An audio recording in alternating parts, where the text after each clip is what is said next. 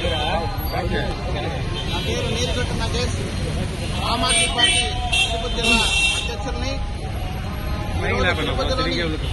కలియుగ వెంకటేశ్వర స్వామి పాదాల చెంత కొబ్బరికాయలు కొట్టేటువంటి కార్యక్రమాన్ని ఏర్పాటు చేయడం జరిగింది. ప్రధాన ఉద్దేశం ఏంటంటే న్యాయమే గెలిచింది గోవిందా అనేటువంటి నినాదంతో చేయడం జరిగింది. ఎందువల్లంటే మీ అందరికీ తెలిసిందే, భారతదేశంలో అవినీతి నిర్మూలన కొరకు సామాన్యులుగా ఏర్పాటైన ఆమ్ ఆద్మీ పార్టీ ఢిల్లీని 3 పర్యాయాలు పరిపాలించింది. అవినీతి రహిత పరిపాలన చేసి దేశంలోనే ఆదర్శంగా ఉన్నటువంటి నేపథ్యంలో ఇతర స్కామ్టువంటి ఒక నెపాన్ని బీజేపీ గవర్నమెంట్ మా అధినాయకుడు ఆదర్శ నాయకుడైనటువంటి అరవింద్ కేజ్రీవాల్ మీద వేయడం జరిగింది.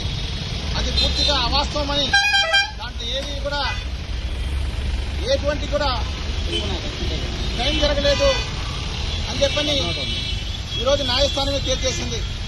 అందుకొరకమని ఈ దేశంలో న్యాయానికి ధర్మానికి పట్టం కట్టడానికి న్యాయస్థానమే ఏకైక ఆయుధం ఏర్పడిందని చెప్పని సందర్భంగా చెప్తాం. ఇలాంటి అక్రమ కేసులు పెట్టేవాళ్ళు కూడా ఆలోచన చేయండి.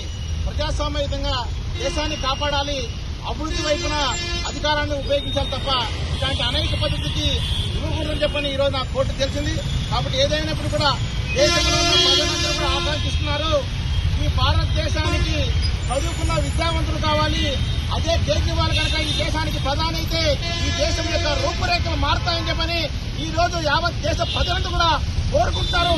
ఆ కలియుగ వెంకటేశ్వర స్వామిని కూడా మేమందరం కూడా ఈరోజు ప్రార్థిస్తున్నాం. కాబట్టి కేజ్రీవాల్ గారికి మనోధైర్యం ఇవ్వాలి, కేజ్రీవాల్ గారికి ప్రజల మంచి కావాలని చెప్పని ఈ సందర్భంగా కోరుకుంటున్నాం.